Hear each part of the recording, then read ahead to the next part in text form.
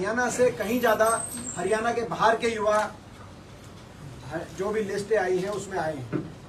ये स्वीकार्य नहीं है, किसी और प्रदेश में इस तरह की कार्य प्रणाली नहीं है।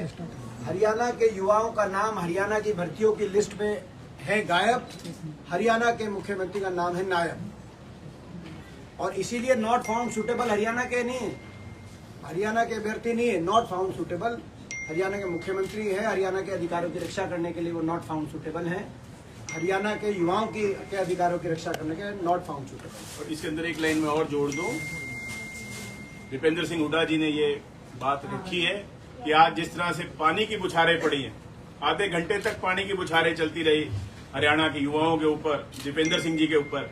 इनका कहना ये है कि पानी की बुछारों तो छोड़ो, अगर गोलियों की भी बुछारें होंगी तब भी हरियाणा के हितों की लड़ाई हम लड़ते रहेंगे। आज आपने देखा इतना बड़ा प्रदर्शन, हजारों की संख्या में नौजवान, और किस तरीके से पुलिस को आगे करके और हर तरह का हथकंडे अपनाकर, लेकिन ये हरियाणा के युवाओं की लड़ाई ये रोक नहीं पाएंगे, जैसा वरुण जी ने कहा।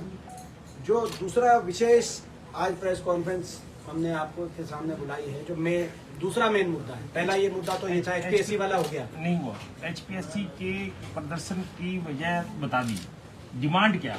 हमारी डिमांड है एचपीएससी को लेकर 3-4 डिमांडें हैं। पहली डिमांड है कि एचपीएससी चेयरमैन को तुरंत प्रभाव से हटाया जाए। क्या 3 करोड़ 3.25 करोड़ हरियाणा वासियों में एक भी कोई काबिल व्यक्ति नहीं है एचपीएससी के चेयरमैन बनने लायक? 28 के 28 प्रदेशों में, हर प्रदेश में जो चेयरमैन है वहाँ के पब्लिक सर्विस कमीशन के, वो हरियाणा वासी, वो उस हरियाणा वासी, उसी प्रदेशवासी, वो उसी प्रदेशवासी के वासी। हरियाणा अकेला प्रदेश है जहाँ हमारे प्रदेश के बाहर से बने हुए। तो पहली मांग है कि उनको हटाया जाए। दूसरी मांग है, जितनी भी ये वेकेंट पोस्ट रही है पिछले 6 साल में, हजारों की संख्या में एससी, ओबीसी और डीएससी और जनरल वर्ग की जो पोस्टें हैं, ये सारी वेकेंट रही है इन लिस्टों में 35% के आड़ में। इन सबको रीएडवर्टाइज किया जाए, पूरा भरा जाए। 10 साल हमारी सरकार में एक भी पोस्ट वेकेंट नहीं रही थी। तीसरी डिमांड हमारी ये 35% की जो ये क्राइटेरिया है, इसको क्राइटेरिया को हटाया जाए। नॉट फाउंड सुटेबल की आड़ में जो हरियाणा के युवाओं के हकों को मारा जा रहा है, ये बदला जाए ये कानून। तो इस बात को लेकर, इन 3-4 मांगों को लेकर हम ये लड़ाई लड़ते रहेंगे जब तक एचपीएससी के चेयरमैन को या तो खुद इस्तीफा दे या उनको हटा के कोई हरियाणा वासी को जब तक चेयरमैन नहीं बनाया जाएगा। और अधिकार सारे जो मैंने बाकी मांगे करी, ये हमारी कटारिया साहब तो मैं लंबे समय से संघर्ष करती आई है। दूसरा विषय जो है वो लोकल बॉडी इलेक्शंस का नहीं, एक वो भी है। आप आपने बताओ। हमारा बहुत इंपॉर्टेंट विषय है भाई, जिसके हमें बात करना चाह रहे हैं। पूरे प्रदेश का इस विषय है। लोकल बॉडी के इलेक्शन का ले लेंगे क्वेश्चन वगैरह के बाद में। देखो, कल एक घटनाक्रम हुई है जिससे साबित हो गया इस सरकार का प्रजातंत्र में कोई विश्वास नहीं। जो हमारे साथ आज विशेष तौर से हमारे साथ आए हैं देवेंद्र हंस जी, विधायक गुला चीका से, कल आपने देखा इन पे मुकदमा दर्ज कर दिया सरकार ने। बिल्कुल। और किस बात पे मुकदमा दर्ज कर दिया? कि इन्होंने एसडीएम को डिमांड पत्र दिया और झुंझुनने वाली बात आई। आपने भी देखा हो, उल्टा चोर कोतवाल को डांटे। ये कैसा लोकतंत्र है जहां जनता की आवाज और भ्रष्टाचार के खिलाफ आवाज उठाने वाले पे मुकदमा। अभी मैं कुछ बात बोलूंगा विस्तार से, उसके बाद विधायक जी भी पूरी बात रखेंगे। देखिए, ये जो मामला था वहां पर जो अभी मौजूदा एसडीएम है, इनकी कार्यप्रणाली को लेकर मामला था। पूरी तरीके से जनता के अधिकारों का हनन किया जा रहा है। हर तरीके से वहां से जो तैनात एसडीएम है वो जनता का अपमान करके उनकी कार्यशैली चल रही है और भ्रष्टाचार की बातें आ रही हैं। जो ये मामला था, ये मामला एक ऐसी जगह को लेके था जिस जगह पर बिना सरकारी परमिशन के बड़ी रफ्तार से दुकानें बनाई जा रही थी।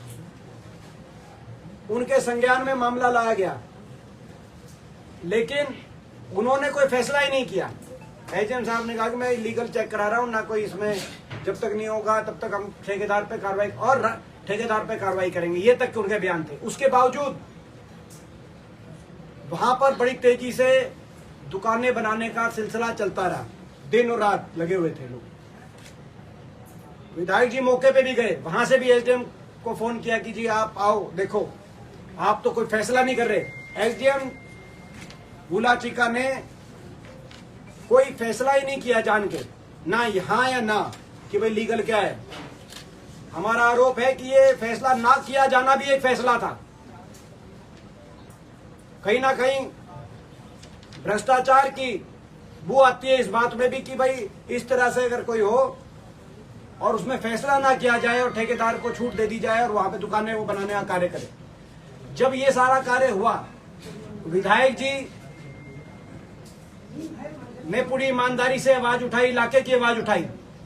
उसके बाद जब अनसुनी हो गई आवाज, भ्रष्टाचार जो कर रहे थे वो हावी हो गए सिस्टम पे, उसके बाद वो विधायक जी गए उनको ज्ञापन देने गए। तब घंटों तक इनको इंतजार कराया गया, 1 घंटे से ज्यादा इंतजार। जनप्रतिनिधि को, जनता को कितने घंटे करा रहे होंगे ये इंतजार? 1 घंटे से ज्यादा इंतजार कराया गया। ना सिर्फ ये इंतजार कराया गया, इनके पास कॉल रिकॉर्ड है, अभी मैं दिखाऊंगा आपके सामने रखेंगे। इन्होंने इतने कॉल किए एसडीएम को, फोन नहीं उठाया। 20-20 बार कॉल करने पे 1 बार फोन उठाया। ना सिर्फ यहीं तक बात ये रुकेगी, ये जो एसडीएम है पूरी तरीके से राजनीतिक रूप से ये बयानबाजी भी कर रहे हैं। इन एसडीएम ने लोगों के बीच में ये बात कही कि जनता ने गलत जनप्रतिनिधि चुन दिया है। ये जो भी एसडीएम है, इनके तो कार्य प्रणाली पे प्रश्न चिन्ह जो लगा है, प्रजातंत्र में इस तरह के प्रश्न चिन्ह नहीं लगने चाहिए। सरकारें आती हैं जाती हैं, दुनिया में कहीं एक सरकार प्रजातंत्र में किसी एक पार्टी की नहीं रहती सदा। कभी ना कभी इनको इस तरह की अपनी कार्यशैली का जवाब देना पड़ेगा। ये मैं इनको विश्वास दिलाता हूं, जो एसडीएम है उनको मैं विश्वास दिला रहा हूं। इनको अपनी कार्यप्रणाली का जल्दी कभी ना कभी सरकारें आएंगी जाएंगी और अपना जवाब इनको देना पड़ेगा। लेकिन उसके बाद जो हुआ वो इस सरकार की तानाशाही, सरकार के तानाशाही चेहरे को उजागर करता हुआ कार्य है कि उल्टा चोर कोतवाल को डांटे। सरकार ने सरकार की शय पर सरकार के इशारे से उल्टा मुकदमा, कल ना सिर्फ विधायक देवेंद्र हंस जो कि एक गरीब परिवार से आते हैं, जो कि एक वंचित वर्ग से आते हैं, जो कि एक डीएससी समाज से आते हैं, ना सिर्फ इन पे वो मुकदमा बनाया गया बल्कि इनके साथ साथ जो पत्रकार जिसने चलाया उस पर भी मुकदमा बना दिया। तो कल को कोई जनता की आवाज उठाए तो विधायक उस पर भी मुकदमा, कोई पत्रकार दिखाए उस पर भी मुकदमा। ये प्रजातंत्र कैसे बचेगा? मैं बता देना चाहता हूं नायब सरकार को और ये एसडीएम को। अभी आपने देख लिया होगा लोकसभा के अंदर जब नेता विपक्ष राहुल जी के अधिकारों के हनन की बात आई तो हमने जाके लड़ाई लड़ी लोकसभा अध्यक्ष से, और लोकसभा अध्यक्ष को उस लड़ाई के बाद स्वीकार करना पड़ा, राहुल जी को बोलने का अवसर देना पड़ा। सरकार बैकफुट पे आई, यहां तक कि प्रधानमंत्री जी स्वयं लोकसभा में नहीं आए ये कहकर कि कांग्रेस के सांसदों, महिला सांसदों से घबराकर प्रधानमंत्री नहीं आई, ये लोकसभा अध्यक्ष को कहना पड़ा। जब वहां भी हम ईमानदारी से लड़ाई लड़ना जानते हैं तो एसडीएम साहब आप इस चक्कर में मत रहना। देश में संविधान का राज है, बाबा साहब ने हमें संविधान दिया है। अगर एसडीएम गुलाचिका को अधिकार हैं तो वहां के चुने हुए जनप्रतिनिधि को भी अधिकार है अपनी बात रखने का। प्रजातंत्र में सबके अधिकारों की रक्षा, सुरक्षा वो हमारा देश का ऐसा ग्रंथ बाबा साहब का संविधान करता है जिसमें हर व्यक्ति और हर संविधानिक पद पे बैठे हुए, चाहे वो अधिकारी हो चाहे जनप्रतिनिधि, हर के अधिकारों का विश्लेषण किया गया है। ऐसे में यदि ये सरकार ऐसा कार्य करेगी तो हर तरह की लड़ाई के लिए हम तैयार हैं। हम ये बर्दाश्त नहीं करेंगे, प्रजातंत्र का हनन बर्दाश्त नहीं करेंगे। हमारे एक ऐसे विधायक का के अधिकारों का हनन हम बर्दाश्त नहीं करेंगे जिन्होंने ईमानदारी से लोगों की लड़ाई लड़ी। इनकी तो कार्यशैली, एसडीएम की कार्यशैली तो पहले ही बहुत खराब थी। वहां पर जो नॉर्मल रूटीन के मामले आते हैं उनको लेकर मैं स्वयं गया था गुलाची का, ना किसानों को इतना नुकसान हुआ, उसकी किसी को कहीं भी नुकसान की भरपाई नहीं की गई। जो बारिशों में नुकसान हुआ था, जो फ्लडिंग में नुकसान हुआ था, हर तरीके से उनकी कार्यशैली जो थी वो पूरी तरह, वो एक अलग बात है। लेकिन यहाँ भ्रष्टाचार की बात है, यहाँ वाला मामला ऐसा भ्रष्टाचार का मामला है और इसमें हमारी मांग है सरकार से तुरंत, अगर लोकतंत्र की लेस भर भी मर्यादा इस देश में और प्रदेश में रखनी है तो उस एसडीएम की तुरंत ट्रांसफर कराई जाए और ये मुकदमा वापस लिया जाए। नहीं तो प्रजातंत्र में कैसे कौन लड़ाई लड़ेगा? कोई अगर विधायक, कोई विपक्ष का कोई व्यक्ति और आम आदमी, मैंने जैसे कहा 1 घंटे तक एसडीएम आए नहीं, 1 घंटे तक। क्या ये सरकार है कि 1 घंटे तक जनप्रतिनिधि कोई क्यों नहीं आए? क्योंकि वो मुद्दा ऐसा था। कहीं ना कहीं उस मुद्दे में प्रश्न चिन्ह ये लगते हैं कि आप खुद स्वयं नहीं आए, कहीं तार आप तक तो नहीं जुड़े हुए, जो अधिकारी नहीं आया। भ्रष्टाचार की बू वहां तक भी आती है, वो भी प्रश्न चिन्ह के अब दायरे में आते हैं।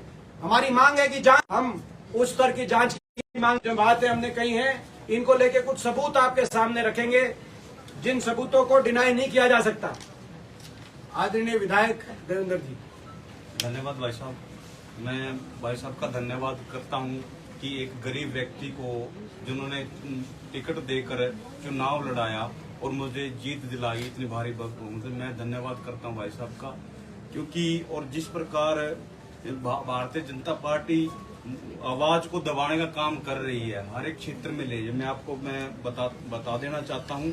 घटना है 16 तारीख रात की है, जब वीडियो दफ्तर के अंदर जब काम चला हुआ था तो मैं उस टाइम गया, तो मैंने फोन किया। मैं आपको बता देना चाहता हूँ 7:16 यानी कि 6 मिनट पर। अभी तक हमने डिसाइड नहीं किया भी ये लीगल है कि अनलीगल है। मैंने कहा भाई साहब आपने डिसाइड ही नहीं किया अभी तक भी लीगल है अनलीगल है, परंतु ये तो बिल्डिंग लेंटर वगैरह सारा कुछ प्लस्तर वगैरह हो गया, ये कैसे हो गया? मात्र 50 मीटर की दूरी पर उसका रेजिडेंस है। ये देखने वाली या सोचने वाली बात है कि मात्र 50 मीटर पर उसका रेजिडेंस है और वो रात को काम कर रहे हैं, दिन के काम कर रहे हैं, उनको पता ही नहीं है।